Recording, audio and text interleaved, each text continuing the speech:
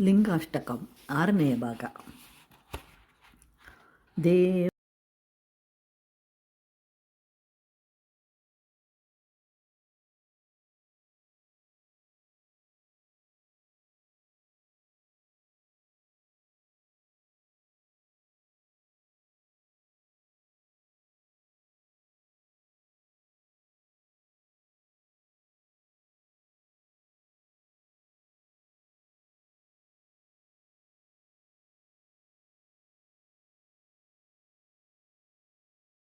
देवगणार्चितसेवितलिङ्गं भावैर्भक्तिदिवेव च लिङ्गं दिनकरकोटिप्रभाकरलिङ्गं तत्प्रणमामि सदा ಶಿವಲಿಂಗಂ.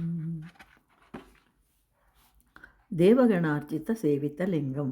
ಶಿವನನ್ನು ಎಲ್ಲ ದೇವತೆಗಳು ಪೂಜಿಸುತ್ತಾರೆ. ಬ್ರಹ್ಮ ವಿಷ್ಣುವು ಪೂಜಿಸ್ತಾರೆ.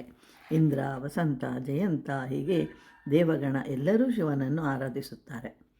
ಹೇಗೆ ಅಂತಂದರೆ ಭಾವೈರ್ಭಕ್ತಿ ವಿವೇವಚ ಲಿಂಗಂ ಅಂದರೆ ಭಗವಂತನಲ್ಲಿ ನಿಜವಾದ ಭಕ್ತಿ ಇರಬೇಕು. ಹೆಚ್ಚಾಗಿ ಪ್ರದಕ್ಷಿಣೆಗಳನ್ನು ಮಾಡುವುದು, ದಿನವೂ ದೇವಾಲಯಕ್ಕೆ ಹೋಗುವುದು ಮಾಡಿದಾಗ ಅದನ್ನು ಲೆಕ್ಕ ಹಾಕಬಾರದು. ಯಾಕೆ ಅಂತಂದರೆ ಅದರ ಮೇಲೆ ದೃಷ್ಟಿ ಇರುತ್ತೆ, ಭಕ್ತಿ ಇರುವುದಿಲ್ಲ. ನಮಗೆ ಯಾವುದೇ ಭಾವನೆ ಉಂಟಾದರೂ ಭಗವಂತನ ಬಳಿಯಲ್ಲಿ ಹೇಳಿಕೊಂಡರೆ ಅದು ಪರಿಹಾರವಾಗುತ್ತೆ. ದಿನಕರ ಕೋಟಿ ಪ್ರಭಾಕರ ಲಿಂಗಂ. ಶಿವನು ಕೋಟಿ ಸೂರ್ಯನಂತೆ ಪ್ರಕಾಶಿಸುತ್ತಾನೆ. ಆದರೆ ಶಂಕರಾಚಾರ್ಯರು ಶಿವನಿಗೆ ಸವಾಲನ್ನು ಹಾಕುತ್ತಾರೆ.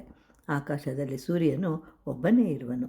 ಆದರೂ ಆಕಾಶದಿಂದ ಭೂಮಂಡಲದವರೆಗೆ ಇರುವಂತಹ ಎಲ್ಲ ಅಂಧಕಾರವನ್ನು ದೂರ ಮಾಡುತ್ತಿರುವನು. ಆದ್ದರಿಂದ ನಿನಗಿಂತಲೂ ಆ ಸೂರ್ಯನೇ ಹೆಚ್ಚು. ಇಲ್ಲಿಂದ ಸುಮಾರು 9 ಕೋಟಿ ಮೈಲಿಗಳ ದೂರವಿದ್ದರೂ 9 ನಿಮಿಷಗಳಲ್ಲಿ ಭೂಮಿಯನ್ನು ತಲುಪುತ್ತಾನೆ. ನಿನಗೆ ಪಂಚಮುಖಗಳಿವೆ. ಒಂದು ಕಣ್ಣು ಸೂರ್ಯನೆಂದು, ಮತ್ತೊಂದು ಕಣ್ಣು ಚಂದ್ರನೆಂದು, ಮೂರನೆಯ ಕಣ್ಣು ಅಗ್ನಿಯೆಂದು, ಒಂದೇ ಸೂರ್ಯ ಶಶಾಂಕ ವಹ್ನಿನಯನಂ ಅಂತ ಹೇಳಿದ್ದಾರೆ. ನಿನ್ನ ಒಂದು ಕಣ್ಣು ಸೂರ್ಯನು ಎಂದು, ಆ ಸೂರ್ಯನು ಶಾಖವು ನಿನ್ನಿಂದಲೇ ಬಂದಿರುವುದು ಎನ್ನುವರು. ಆ ಸೂರ್ಯನು ನಮಗೆ ಗೋಚರಿಸ್ತಾ ಇದ್ದಾರೆ, ಅಂಧಕಾರವನ್ನು ದೂರ ಮಾಡ್ತಾ ಇದ್ದಾರೆ. ಆದರೆ ನೀನು ಮಾತ್ರ ನನ್ನ ಮನಸ್ಸಿನಲ್ಲಿರುವ ಅಂಧಕಾರವನ್ನು ಅಂದರೆ ಅಜ್ಞಾನವನ್ನು ನಾಶ ಮಾಡಲು ಸಾಧ್ಯವಾಗಲಿಲ್ಲ. ಅಂದರೆ ನಮ್ಮವರು ಎಂಬ ವ್ಯಾಮೋಹ, ಧನಾಕಾಂಕ್ಷೆ, ಪದವಿ ವ್ಯಾಮೋಹ, ಹೀಗೆ ವಿಪರೀತವಾದ ಕೋರಿಕೆಗಳು, ಇವೆಲ್ಲ ಎಷ್ಟೊಂದು ದಾರುಣವಾದದ್ದು. ನೀನು ಸೂರ್ಯನಿಗಿಂತಲೂ ದೊಡ್ಡವನಾದರೆ ನನ್ನ ಅಜ್ಞಾನವನ್ನು ದೂರ ಮಾಡು ಅಂತ ಹೇಳಿ ಭಗವಂತನಲ್ಲಿ ಪ್ರಾರ್ಥಿಸ್ತಾ ಇದ್ದಾರೆ.